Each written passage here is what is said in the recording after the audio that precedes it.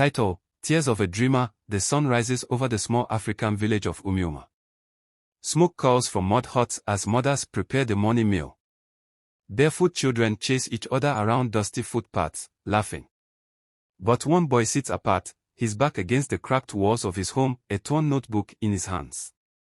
Kelechi is not like the others. His eyes hold a quiet fire. His stomach growls in protest, but his hunger for knowledge is greater. Mama Ifeoma, Kelechi, my son, come eat before you go to school. She sets down a wooden plate with watery porridge. Kelechi eats quickly, watching his mother's tired face. She coughs into her wrapper, her body frail from years of hardship. Kelechi, Mama, one day, I will build you a big house. You will never suffer again. Mama Ifeoma smiles, touching his face with trembling hands. Mama Ifeoma, my son, just make me proud. Kelechi nods, clutching his old notebook, and runs barefoot to school. At the school compound, he arrives breathless, just as the teacher steps out. The man crosses his arms, looking down at him. Teacher, Kelechi, where is your school fee? Kelechi looks away, silent. Teacher, go home. No school fees, no learning. The class burst into laughter. Kelechi's heart pounds, but he refuses to leave. Kelechi, please, sir. Just let me stay at the back. I will not disturb. The teacher sighs, rubbing his forehead. Teacher, sit down. But if by next month you have not paid, don't come back. Kelechi's eyes shine. He bows in gratitude and rushes to his seat. That evening, instead of playing like the other children, Kelechi is at the village market. He carries heavy bags of yam, fetching water for traders in exchange for small coins. His small hands tremble under the weight, but he smiles when he counts his earnings. At night, he sits under the village's only streetlight, flipping through his old textbook, whispering the words to himself. Mama Ifeoma watches him from their doorway, wiping her eyes.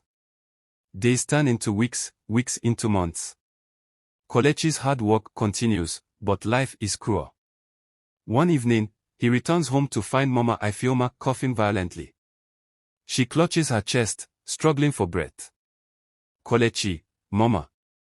Mama, what is it?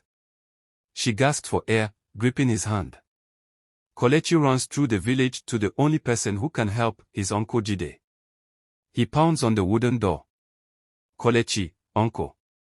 Please, Mama is sick. We need money for medicine. Uncle Jide opens the door slowly, his expression cold. Uncle Jide, do you think money grows on trees? Go home, boy. Kelechi, please. I will pay you back. Uncle Jide clicks his tongue and shuts the door. Kelechi staggers back, his words spinning. He races home, but it's too late. Mama Ifeoma's body lies still on the mat, her hands stretched toward him. A piercing scream cuts through the night. Kelechi collapses beside her, shaking her lifeless body. Pain. Grief. A burning fire deep in his soul. With nothing left, Kelechi leaves the village.